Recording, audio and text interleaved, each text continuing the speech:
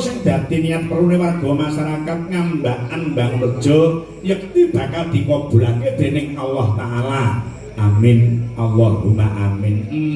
Kepara sing pisan iki keparang suwan ana ing tlatah Ponorogo ngambakan udakara besok tanggal 11 Juni didhawuhi nyangik limbuk ana ing napan nderek dawuh Mbah Teguh. Iya, Mbah Teguh. Mula cara ciri-ciri utawa cengkok utawa versi siji-sijining limbuk iki beda no. Jane nek awale nggonku nyangik limbuk biyen iki ya tak awali saka basic utawa sing diarani klasik lho. Dadi aku biyen iki dah belajar ndalang ki awalku ya klasik. Pirang-pirang tahun aku mayang klasik sindene mung papat tanpa musik. Lah kok saya suwe kok malah saya surem. Sureme piye?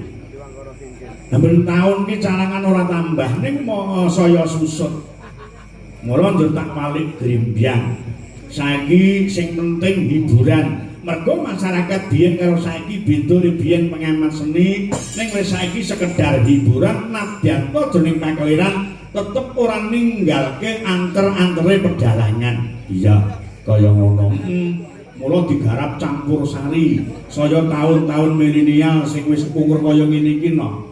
Angger sing do rawuh kepareng nanggap kuwi nuwun sewu Mbah Minto. Mengki lek wayangan sing penting jejul dilu wis pokoke los campur sari. Lho, jane secara pribadi ya isin lho. Wong jenenge dalang kok dadi eduse. Ning awake dhewe lak ya nuting jaman kelakone melu karo arus ning aja nganti ketut dayaning arus. Mula digarap limbukan ana jaranan kuwi ciri khas Tulungagung utawa mutuh Tulungagung. Njur digarap langen beksan tayub kuwi ya ikon Tulungagung. Akeh sing nggambarke jare tayub iki diharamke tumraping agama. Ning mengko to dipek. Mengko dhisik. Mergo ing kono apa warah, Nduk? Sing diaran seblak sampur ngiwa kuwi nduwak barang sing ala, seblak sampur nengen mujudake pelembak yen to kuwi golek barang sing becik. Sing diaramke dudu budayane, ning sing diharamke iki ngombene. Mula lek ngombe ki aja nemen-nemen, Gus ya, Gus, lek pengen nyawamu sing nempel karo ragamu. Mayang ning Jombang nyusahke kancane. Bar limbuan teluk ambulan. Kok ora bablas. Iya, kaya ngono. Lah sing angka 3 lho. Iki mau mawa tembang khas Madura ning tetep ora ninggalke sing diarani lagu napas agama. Kepara sindening dhewe iki ana sing dadi santrine solawatan. Ya, kuwi mau. Habib Syah, kuwi mau ya anak sapa kunjuk kuwi. Kuwi ngabdi Habib Syah suwe, mula cengkoke ya jebles. Iya. Lan meneh nduk sing diana wayangi mujudake tontonan tuntunan tatanan. Iya, ya ditonton ben seger, tatanane le nganggo seragam yo apik, cocok karo tatanan Sekar Gadung. Mung penjaluk lek munggah panggung iki jenenge yoga bojo kaya wong boyongan kaya arep ranigasi. Iya. Jenenge yoga macalim tipis bagus-bagus sing ngamplok tas, sing ngamplok irik, sing ngamplok ondo. Mula-mulai sesuk tas-tas didokok ning pendopo. Sing kena diato munggah mung notasi utawa tas cilik. Ben ketok merbawangi bagus-bagus nom-nom sik Joko padha ngampluki tas. Iya, kaya ngono. Mula ing saka kuwi nduk, ayo ora saperlu kakek sing ndabul ora perlu kakek matur ana kene ndak malah nguyahi segara. Sing penting seneng-seneng diaturke beliau-beliau kang keparenggah ya tanpa kecuali. Iki mengko ya dibantu bintang tamu Dwojo karo dulur wedok Mbak Lucy Brahman musuh bebuyutan ana panggung ya. Ning lek ning dalam musuh Mas Wawan ning panggung musuhku. Ngono. Kaya ngapa nyuwun Mbak Sulis diaturi jumeneng nganturno sendon sesindenan ngadeka nduk ya sepote kaya ngapa diaturke Mbak Sulis kepareng jumeneng ya.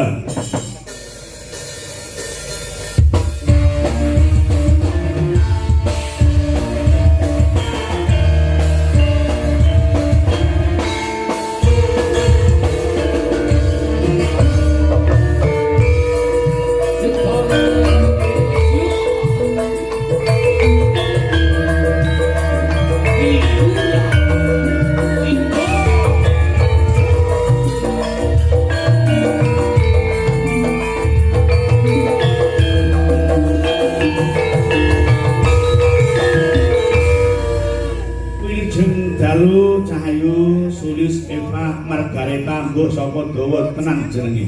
Nggih, wilujeng dalu Mbak Limbo Mbak Cange. Nggih, sik semangat. Nggih, semangat. Alhamdulillah sowan ing ambakan muga-muga ndadekke syukur ning panggale. Nggih. Ngaturaken salam dhisik kepada beliau-beliau yang keparengan warga masyarakat Ngambakan. Nggih, saderengipun dalem ngaturaken wilujeng dalu Pak Bu. Assalamualaikum warahmatullahi wabarakatuh. Salam Om Swastiastu, Namo Buddhaya, Rahayu, Rahayu, Rahayu. Harus dadi camat ra sida iki. Mane salame ya tenten. Niki nggih camat ya, Pak. Hah? Ya camat calon mutiara. Lah nggih wong sedaya bakal lah nggih ten mriku. Kowe mati dhisik aku tak keri dhewe ae. Mboten. Mboten ampun ngomong niku to Pak, kula ser-seran ngeten. Ora yo jenenge pati iki ora kena disilaki, umur iki ora kena diundur. Kuncen ana gedhong ana, lek panen pesine ya tetep kurang dalan nek mekaning pati. Dibudidaya diancam wong nganti patene wong. Nek Gusti ki ngakali jagat durung ngersake, sik tetep diparingi slamet. Nggih. Wong mati aja wedi. Lah ampe ndak wedine sedekah. Sedekah iku ora mung dhuwit, ora mung bondo donya. Duwemu apa? Nek pancen ikhlas dhuwitmu ki sedekahno ki mujudake wong ibadah. Oh ngoten. Ya nek kula duwene namung niki. Sak randuning badan. Sak randuning badan pripun? Kuwi enek sing minak lho kuwi. Sedekahno ning aja sapa-sapa ning aku dhisik. Sedekah nggih badan paling mboten nggih pikiran. Lho tegese iki tenagane. Tenaga. Nggih. Nah, nembang ben mau bengi tinggi ning goro-goro saiki tinggi ning lingkungan Tami Tresno ning nganggo larase slendro patete dienggo nyomo. Nggih, Pak. Diaturke benderane Bapak Kades sak Kecamatan Sukorejo, Bapak Camat uga keparang rawuh ana ing Ambakan Baorjo Sukorejo Ponorogo. Nggih, sugeng rawuh, sugeng lelenggahan kanthi sekeca Bapak. Pak Lurah, Pak Camat. Bawa nih Pak. Nah lah turu yo karepmu, yo karepmu. Dereng jenengan drodok kula nggih ajeng ngawiti nggih. Lah wong biasane rasane drodok malah kono sing cacek dhisik kok ya. Mboten anu, mboten kanten. Ya. Tali tresna jerone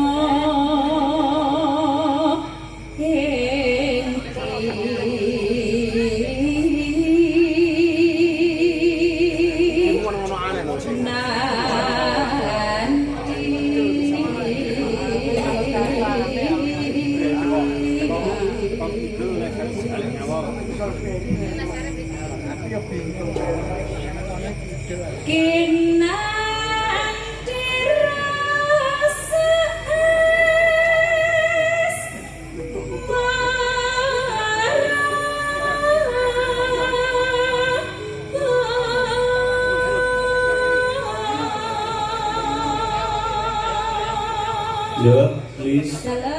Iki tak hayati, tak amati. Pak iki anggere krungu oke nanti sing mbok tembang iki kelingan jaman nom. Yen getun aku lek krungu ngene.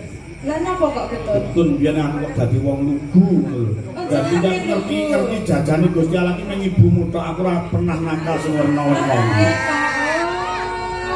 Berarti jenengan nggih namung kalih ibu niki. Ya semek karo ibumu nyelontok kuwi dadi aku ora ngerti. Kalih liyane mboten ngerti. Blas bingkang kono piye, tempe kono piye, apem kono piye aku ora mudeng blas. Saestu Pak. Tenang. Terus jajal pripun Pak? Aduh. Mbak Lucy kok jenengan marahi ngono to Mbak? Mbak Lucy niki pun gatel Pak. Ben dimpet sik. Nek kono ngempet lah ngebrone kene kan seneng lek dibrone ngono. Asmara ketip nali. Dadi iki Kanggo menghibur beliau sebagai kepala desa Kecamatan Sukorejo, mengingat sebagai kepala desa tanggung jawabnya wi abot sangat luar biasa dengan adanya program-program terbaru iso mumetne kepala desa. Ya. Jenengan kok ngertos, Pak? Jarene Mbah Dongko aku ngomong karo Mbah Didi. Tali tresno jampi kapang kapang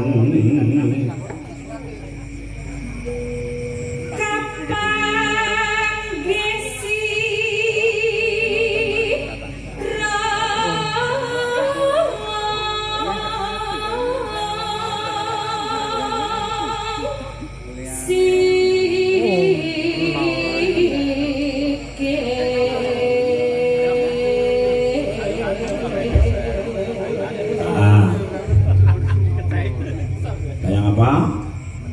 Bablaske tembange alus Tali Tresno Mbak Sulis Eva dados tali tresno jroning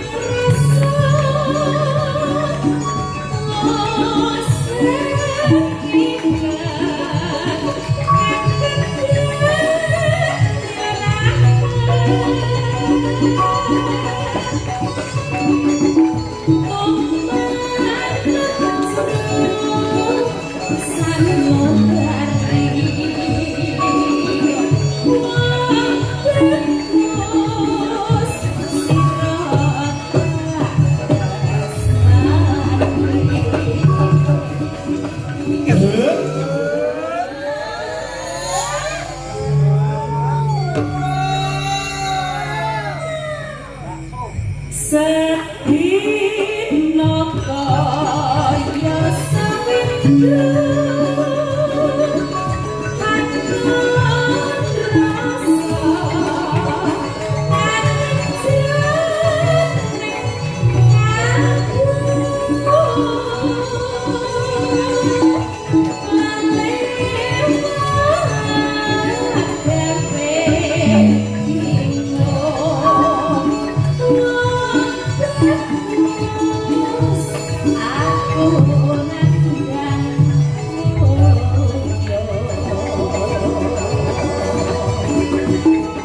yo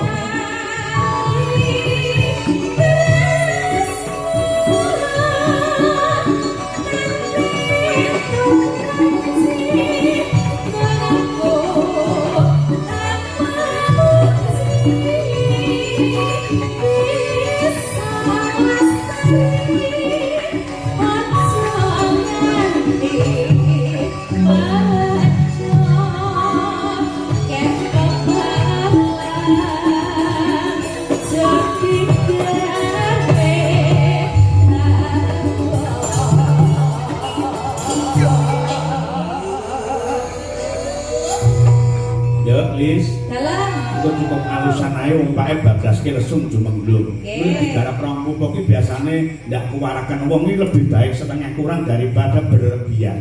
nggih Pak Mergo setengah kurang saiki kurang sesuk iki sing dalu iku sing enek jatahe. kulino nek gampang kurangan Pak Aku kan men kurang ae mbuh. Padahal iki kurang tanggapan pira-pira wajib disyukuri ning normale menungso iki kabeh apa-apa kurang bondo, akeh kurang lemah jembar, kurang duit miliatan, kurang mobil mewah apik-apik, kurang bojo siji yo kurang. Menungso normal iki kaya ngono kok gumantung nang imane dhewe ngono. Heeh. tapi jenengan kok cukup satu toh Pak Wis aku cuci jempol jenengan karo ibumu aku mblenger aku. betul melih Pak Ya, tidak Rita. Lek ngono kuwi aja ngene. jenengan kok senengane anu main belakang toh Pak Lho, sesi demane. mlaku ngetan dalimu Tresno tanam. Jati kawe.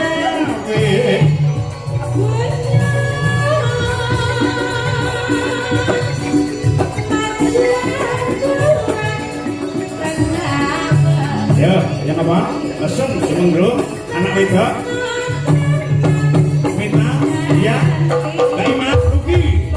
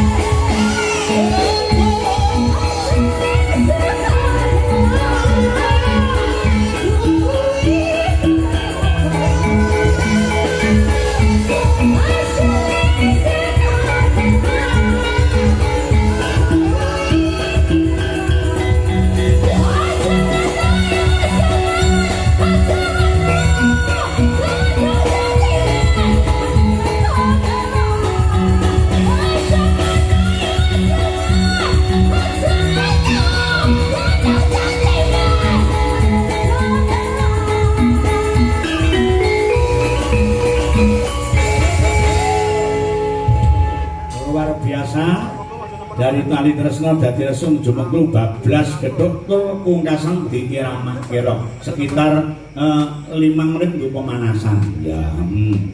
Nah, wilujeng dalu Mbak Lucy Brahman.